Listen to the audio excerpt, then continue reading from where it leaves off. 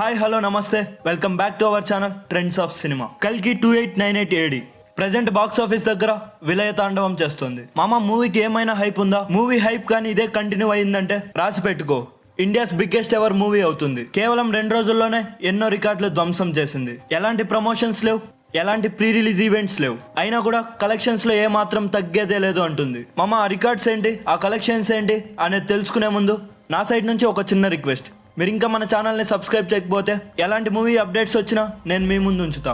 ఇప్పుడే సబ్స్క్రైబ్ చేసుకోండి. And more over ఈ వీడియోకి ఒక లైక్ చేసి నన్ను సపోర్ట్ చేయండి.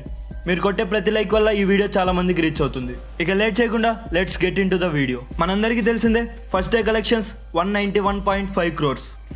RRR బాహుబలి తర్వాత డే 1 కలెక్షన్స్లో టాప్లో ఉన్న మూవీ కల్కినే. ఇక రెండో రోజు ఏకంగా 107 కోట్లను కలెక్ట్ చేసింది. ఓవరాల్గా డే 2 తర్వాత మూవీ కలెక్షన్స్ 298.5 కోట్లు.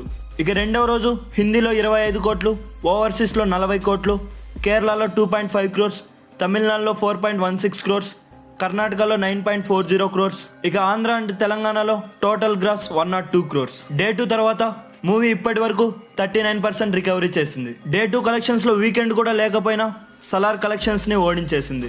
అయితే సలార్ 2 daysకి వరల్డ్ వైడ్గా 290 crores కలెక్ట్ చేయగా సలార్ మూవీని క్రాస్ చేసింది కల్కి మూవీ. ఇక నార్త్ అమెరికాలో డే 1 పరంగా $5.5 million ని కలెక్ట్ చేసి ఏ ఒక్క ఇండియన్ సినిమా క్రియేట్ చేయని సెన్సేషన్ ని క్రియేట్ చేసింది. మూవీ కలెక్షన్స్ డే 3 డే 4లో ఇంకా భారీగా పెరిగే అవకాశం ఉంది. బెంగళూరులో డే 3 బుకింగ్స్ లో KGF చాప్టర్ 2 దాటేసింది కల్కి 2898 AD.